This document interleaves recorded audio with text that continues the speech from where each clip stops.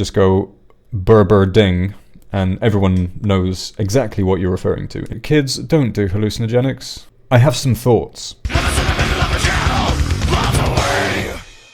Welcome back. LD50 by Mudvayne is basically the only album of theirs that I really listen to anymore. It's a compliment to the album. It's a criticism of their discography after this album. The End of All Things to Come, which came out a couple of years later, was okay. It was acceptable, but it was a bit of a downgrade from LD50, and then every album progressively was a step down each time, in my opinion. Just gonna rip that band-aid off straight away. But this album is, in my mind, like a pillar of like the top 10 albums of around the time that it came out. This album was so good that they shot themselves in the foot. The songwriting is so chaotic and eclectic and creative and diverse and weird and wonderful. It is quite long. In the last few years I've started to notice how long it feels. It's 68.5 minutes long. That's quite long. I feel like this is going to be another case where there's a lot of stuff that if you trimmed it down would benefit the album. There's a lot of stuff that I feel doesn't add much to this album. There's this sort of through-line narrative thing, it seems, about life itself, like birth and death, and there's a lot of references to like hallucinogenics and stuff, and lots of sciencey related themes. It could be perceived as a little bit pretentious, but it kind of, I thought it was pretty cool. Kids, don't do hallucinogenics. What are you doing? Within the intro of the album, which we'll get to, it's already talking about like hallucinogenics and how they, how we evolved from mushrooms and all this stuff. Like, I'm not sure that's how science works, but okay, you do you. The album's title, which mystified me for many years, apparently the album's title derives from the technical term median lethal dose, abbreviated to LD50, used by toxicologists to refer to the dosage of any given substance required to kill half of the members of a tested population. If you were wondering, now you know. And this album was pretty highly reviewed. Going by Wikipedia, there's like 10 reviews, all being like 3 stars out of 5, 8 out of 10, 8 out of 10, 4.5 out of 5. And there's one by Terrorizer, which gave it a 0 out of 10. Which is a bit harsh. There's zero quality on this album whatsoever. I think that person was probably on drugs that day. Or maybe they were lacking drugs. Maybe that was the problem. Revolver magazine put the album on their 10 new metal albums you need to own list, which I would agree with, stating that the album's prog rock experimentalism and virtuosic playing hold up amazingly well, even if the rapping on tracks like Under My Skin binds LD50 more to new metal than to math metal. And in 2020 it was named one of the 20 best metal albums of 2000, which again I would agree with. I don't have any problem with these descriptions. Technically this album wasn't their first album. They did release one called Kill Aorta in 1997. I don't know if I've ever actually heard that. They did release a self-released EP before that, or before this album at least, called The Beginning of All Things to End, and then the album after this being The End of All Things to Come. Wasn't mind-blowing to my mind, but this album really was genuinely mind-blowing. The singles released from LD50 were Dig, Death Blooms, and Nothing to Gain. The song Dig, I mean, we'll get into it very shortly, is pretty much meme status at this point. All you have to do is go onto a new metal Facebook group or whatever and just go burr ding, and everyone knows exactly what you're referring to immediately. 2 music videos for Dig and Death Blooms, both very cool music videos. Dig being pretty iconic. It's funny that they were compared to Slipknot, because Sean Crahan, Clown of Slipknot was an executive producer on this album, which I feel like I did know, but I kind of forget sometimes. But there was already that association there. So if you are criticizing Mudvayne for being too similar to something that their executive producer is involved with, it's pretty short-sighted, and you're very stupid.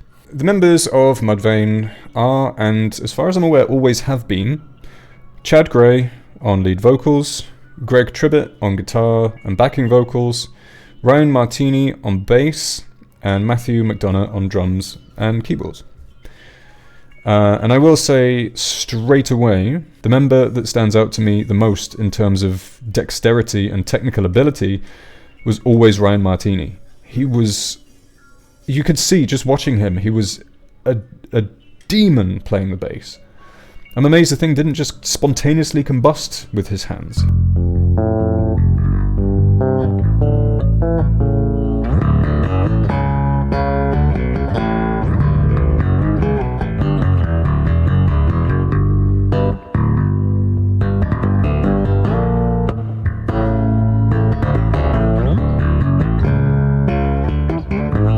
Crazy bass player, like one of the best in all of nu metal. I don't think anyone would really argue with me saying that. And yeah, Matthew McDonough, incredible drummer.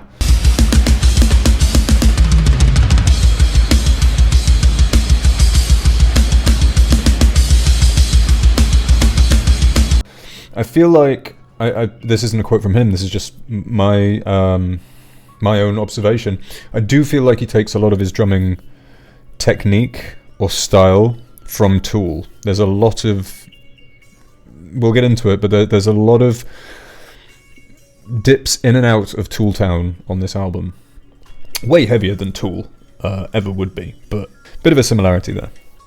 I absolutely loved their image around the time this album came out.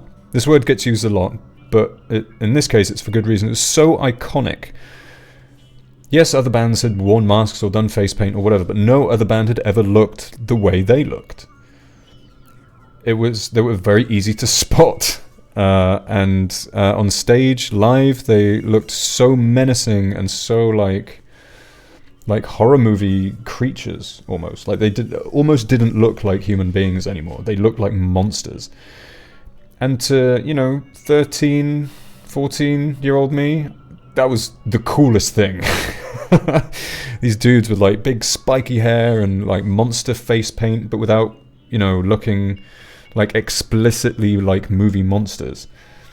They look really cool. And then with the next album, they went down a much more, I guess, creative and high budget look, which was the like alien sci-fi look, which I also thought was pretty cool. Not as cool, and again, that album was, to my ears, less impressive than the previous one, so that kind of made sense. And then they just dropped the whole let's look like freaks thing altogether. The music they made matched the image they had on this album, and the second album.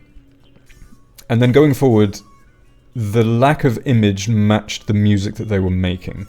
It's like they just stopped putting in real effort, I think. And I know a lot of people do like their later albums, but I also know there's a lot of fans, Mudvayne fans like me, who really dropped off very, very quickly.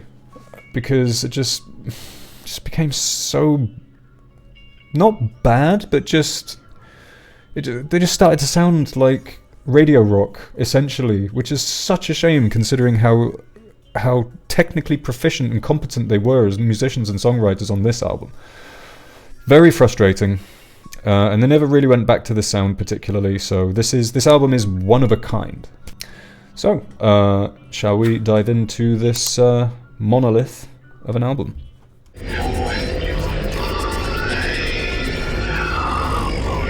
Yeah, so Monolith is a very long intro. It's almost 2 minutes, and it does set up the album well.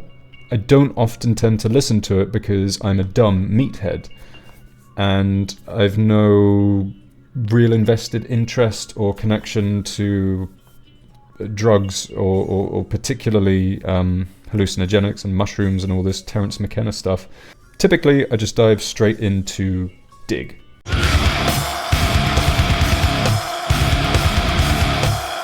Hot take, I think you could get rid of Monolith, the intro, altogether and just start with Dig. I think that would have been a more explosive, hot intro to this album. Because Dig, within the first 15 seconds, we're already going at full speed. That's what this album deserves.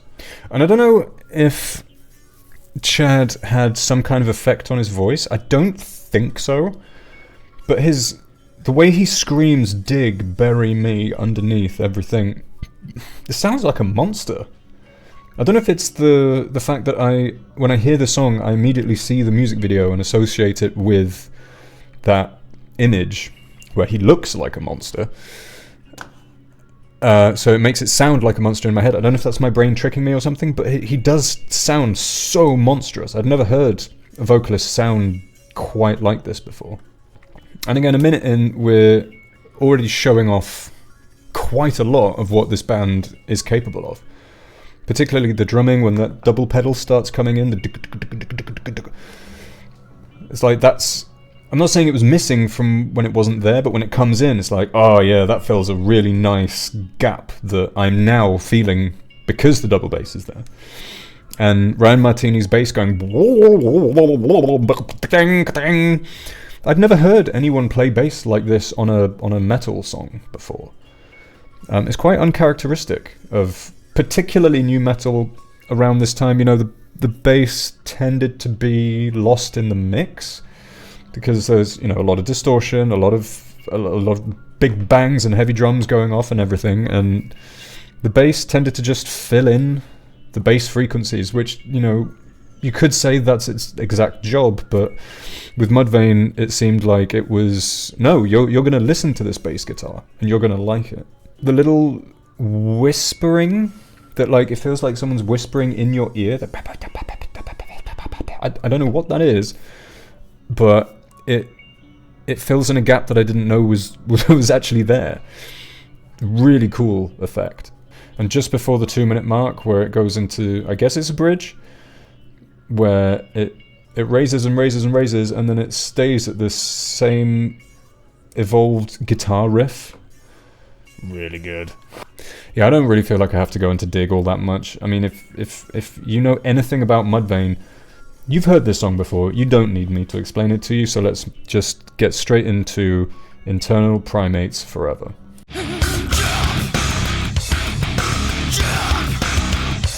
Again, that bass being right in front of the mix.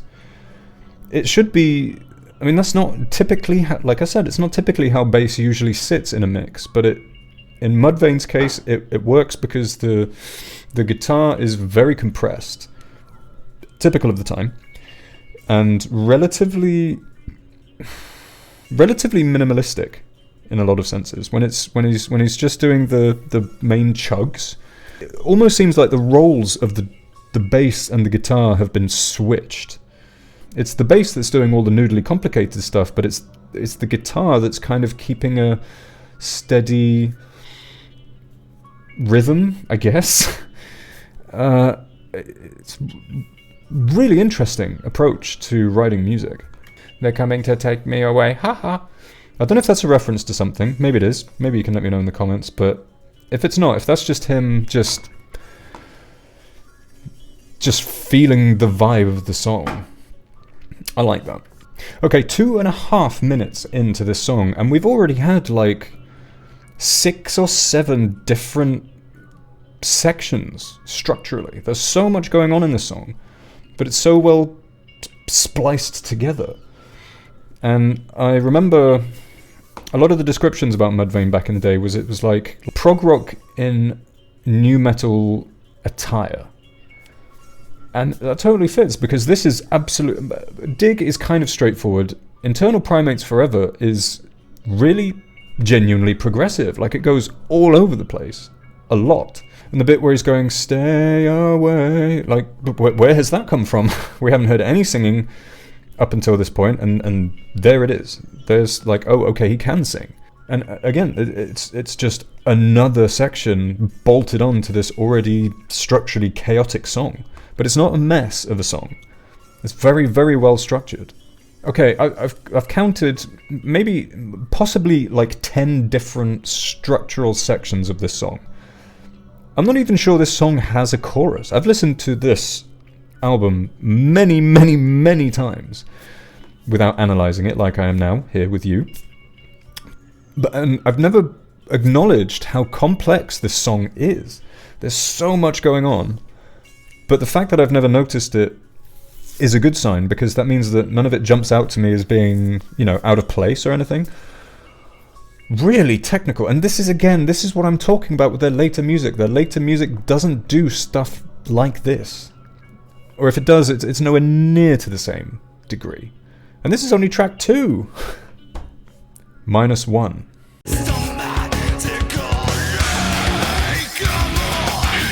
Yeah, -1 sort of lulls you into a false sense of security, because for the first 50 seconds it's like, oh, okay, this is just this is going to be their mellow ballad song.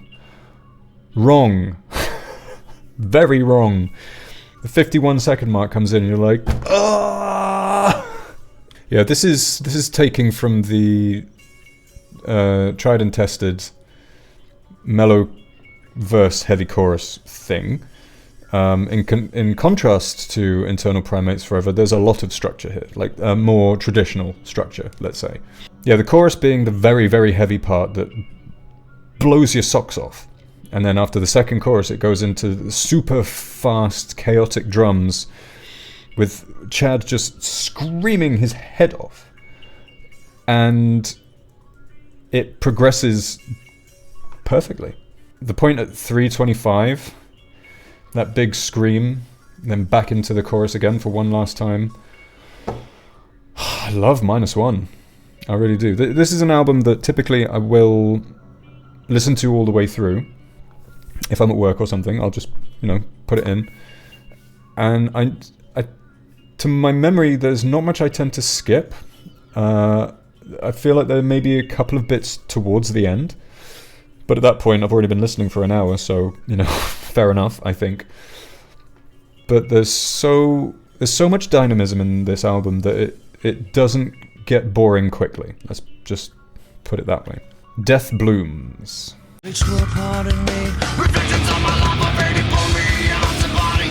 Yeah, at the time this album came out, knowing that Dig and Death Blooms were the 2 singles, I never enjoyed Death Blooms as much as Dig, because I was a child. But just after hearing the first few seconds, I do believe this to be the more, in terms of sheer music writing, the more competent song. He's got such a weird voice, Chad. He's got like I'm not making a comparison, not directly, but in a similar way to how Chester Bennington had the ability to sing and scream at the same time, he kind of has that same skill. It's not the same, to be absolutely clear. He has this tendency to do this weird voice that I haven't really heard from any other vocalist. And as the years have gone on, that voice has not really held up very well. His between crooning and screaming voice, there's a voice there in the middle. I do really like that, because it colours the song in a really unique way. I know that's a real basic bitch way of saying it, but that's how I feel about it. The way his voice, his sung vocals in the chorus and the bass guitar blend together, it's like science fiction. It sounds like science fiction. It sounds like a metal band performing in a laboratory or something. Does this song have sort of 2 choruses? There's the sung chorus.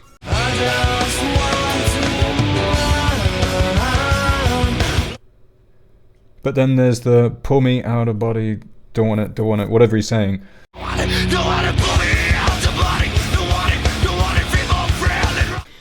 That feels like a chorus as well. Huh. That's interesting.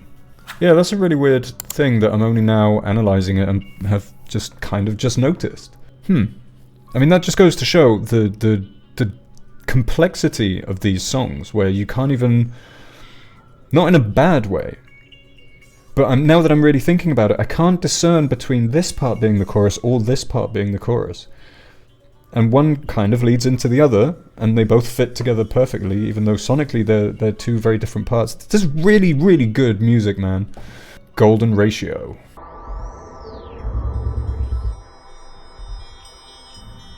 Aha! This is a skipper. If I'm in the gym, for example, I'm not going to listen to this. Why would I listen to this? This is nothing. This is almost a minute of environmental noise. Don't need this. If you've watched my previous videos, you know how I feel about these kind of interlude things. Especially on a long album. Don't need this kind of stuff.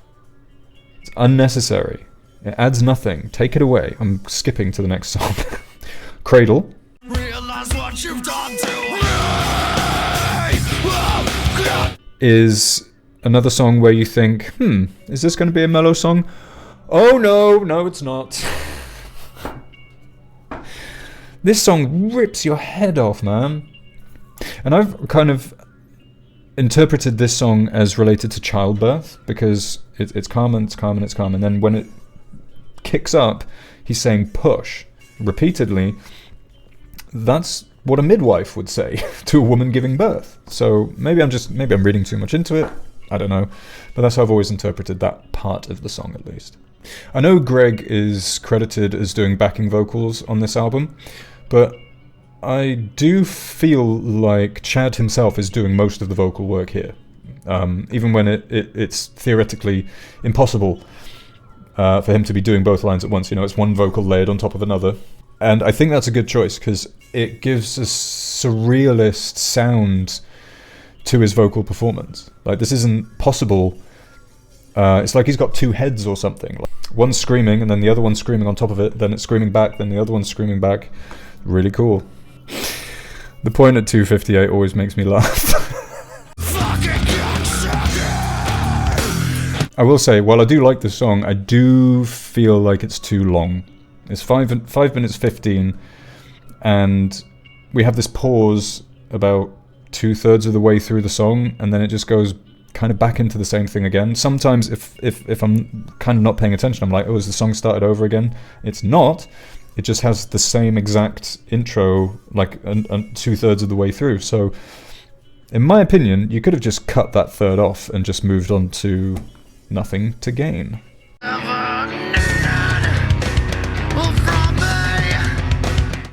The intro to this song is very nostalgic for me. I do remember this back in the day, this actually being one of my favourite songs on the album. Yeah, okay, well, it was a single, but it didn't have a music video, so it wouldn't have been on MTV or Kerrang or whatever, which is actually where I discovered Mudvayne with the video for Dig. And I don't know why it got stuck in my head so much, but it really did. And I liked the contrast between the very, very somber, sad-sounding intro into the screaming that's on the rest of the album. And to this day, I think it still is actually one of my favourite songs on the album. It's really good. And the introduction of, like, weird, like, funk guitar, where's that come from? It kind of seems a little out of place now that I'm really thinking about it. I never questioned it back in the day, but we're almost halfway through the album. We haven't heard anything even remotely funky in that sense. Obviously the bass is genuinely very funky, but it's like a twisted demonic funky, whereas this is just like straight funk guitar. Not sure if it fits. Yeah, this song is too long. This song is far too long. It's 5.5 minutes. It doesn't need to be that long. I think you could cut off about a minute of this song and it still work perfectly fine. Mutatis Mutandis.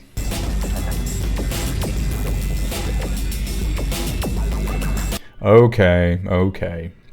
Another needless interlude that you could just take off the album and no one would care. This doesn't need to be here. It's a minute and 44 seconds of garbled nonsense. Just get rid of it. On to the next song. Everything and Nothing.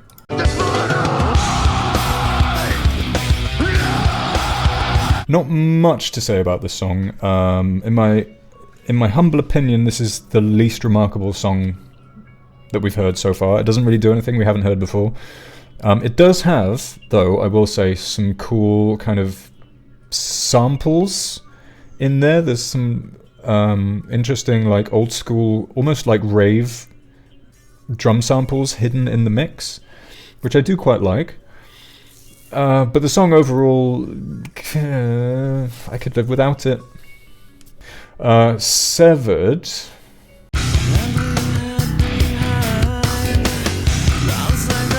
Back in the day, this again was one of my favourite songs.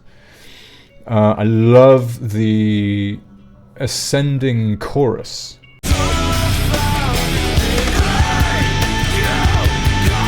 We haven't really heard much quite like this before on the album. Yeah, and another very nostalgic song for me. I have mentioned in previous videos that certain albums remind me of certain video games, and this album specifically reminds me of Carmageddon TDR 2000, and I believe that game came out the exact same year that this came out, so that makes absolute sense. And I do remember playing that game and listening to this album, probably on loop, for hours at a time. Yeah, I love the chorus on this song. It's probably one of my favourite choruses on the whole album, honestly. Recombinant Resurgence.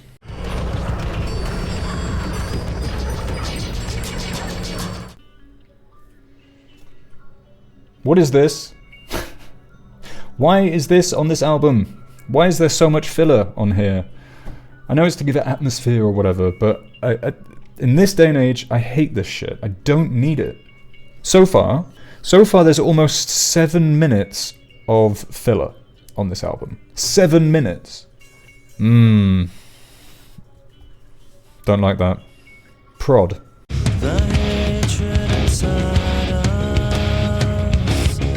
Yeah, Prod, again, is not one of my favourites. It's too long. It's 6 minutes. Don't need that. And I always found it kind of frustrating. The way in the, I guess, the chorus, it's very start-stoppy.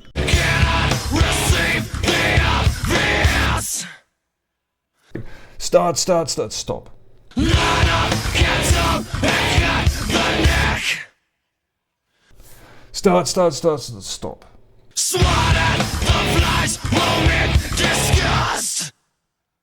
I feel like that stop gap in there could have been filled with something, anything, and the song, yeah, overall, it does kind of frustrate me, especially at this point in the album where it's been a while since it started, and it's not doing anything really that new, and yeah, not amazed by Prod. Let's move on. Pharmaecopia.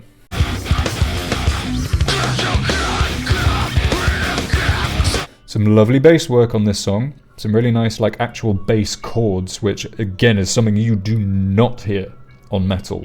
Almost ever. Playing 2 bass strings at the same time. Who thought that was possible, right? Mudvayne did. But aside from that, not really doing it for me, Pharmaecopia. Again, it's very long. It's 5.5 minutes long. It doesn't need to be so long. Yeah, I think this is actually probably the most meandering song on this album. It doesn't ever really feel like it gets going. Quite a few of the other songs have like a slow building intro, but then when the chorus comes in, or when the accelerator is hit, it really goes for it, and this song just doesn't for 5.5 minutes. Under My Skin.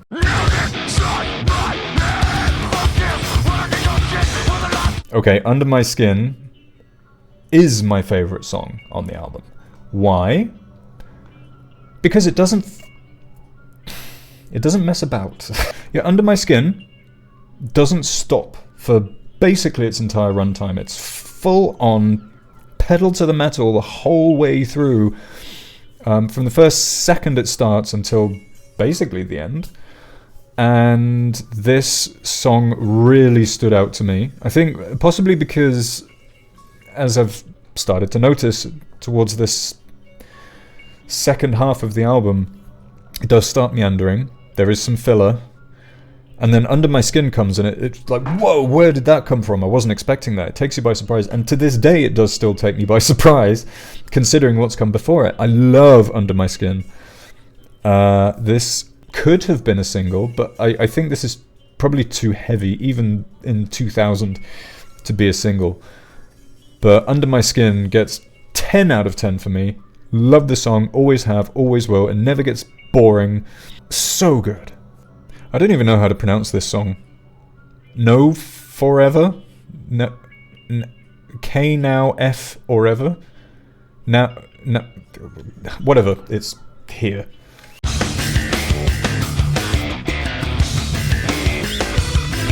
Super technical. Again, lots of different sections. Chad's got some really nice singing vocal performances in this song. I don't dislike it. However, it's 7 minutes. No song needs to be 7 minutes long. Okay, there's a couple I can think of that do, but in terms of proggy technical metal like this, my brain just melts. It goes to mush when it's music like this. This is the complete opposite to Under My Skin. Under My Skin starts immediately, blows your head off for 3.5 minutes, and then it's done. This is twice that length, and it doesn't do half as much, in my opinion. And now on to the last track, Lethal Dosage. In the act of rediscovering the nature that lies outside. Again, more wasted time. It's kind of cool if I'm accepting the album in its entirety with all the filler included. It does tie it back to the intro. So, and I have done this, where you just leave the album on repeat, and then Lethal Dosage ends, and then it goes back into Monolith, and it's like one continuous thing, which is cool in concept. But if I'm listening to an album, I don't need that. Don't need it. So yeah, that's the end of the album. I have some thoughts. There is a good 10 minutes, easily 10 minutes of filler, like just filler, being the intro and the outro and all those other tracks in between. That's about 10 minutes of nothing, essentially. There's a couple of tracks towards the end that I could happily lose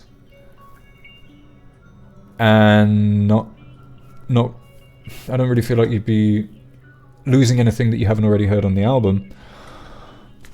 And in doing so, you'd probably remove about 20 minutes of runtime, which would take it down to 50 minutes. I think that would make for a much better album. There are 17 bloody songs, tracks on this album. 17! I said this about Limp Bizkit's Significant Other, and I'm starting to feel like this is a theme, because I also said it about Marilyn Manson's Hollywood. The albums don't need to be that long, and I'm not even coming at this from the perspective of, Spotify, streaming, whatever, modern, how people listen to music these days. I'm not talking about that. I'm talking about just me enjoying an album from start to finish. And this album suffers from the same needless runtime. But, like with Significant Other, what is there is really good. And unique. No other band has ever sounded like this album. Not even Mudvayne themselves have ever sounded like this album again, which is such a shame. Really sad. So I think my rating for this album is going to be pretty straightforward and pretty easy.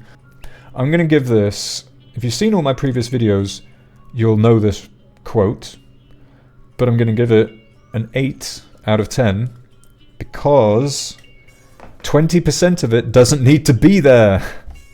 This has happened before. Why am I choosing these albums with so much needless nonsense on them? And again, it's not to say that the atmosphere that the album creates is bad, or it doesn't work, or it's rubbish. Full disclosure, I don't usually listen to albums before I review them, in the sense that I pick albums that I have listened to many, many times before, but I don't listen to them just prior to doing these videos. I did actually listen to this album at work today. That's kind of the first time I've done that. And my job's very hands-on, I'm very busy, I'm always doing something, so it's very easy to get lost in an album and to not... It's easy to get into it and to be, like, feeling it. But then when the interludes and stuff come, I don't really notice them that much. And so I didn't earlier today. And I think, I guess that's a compliment in a way, because it means that nothing stands out and it adds a bit of space between all the heavy songs. But at the same time, I don't need a 70-minute album. And really that's all I can criticize this for, because the vocals are great, the drums are great, the bass is phenomenal, and the guitar is... It does what it needs to do.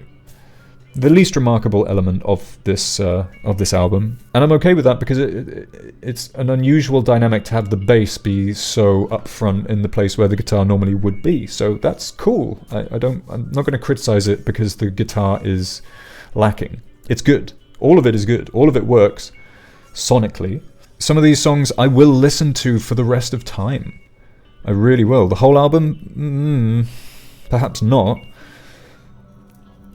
Actually, no, that's crap. No, I will listen to this album in its entirety again. Just if I'm really thinking about it, then I'm going to skip stuff. But yeah, so I'm babbling at this point. This album is great. It's their best album. I'm going to make that statement. And it's a shame that Mudvayne lost their way immediately after this album. I love this album. I really do. I hope you enjoyed. Thank you very, very much for watching. I really appreciate it. Be sure to subscribe and like and share and comment and all the other YouTube trope stuff. But I still haven't thought of how to end videos yet. So I'm just going to say, go away.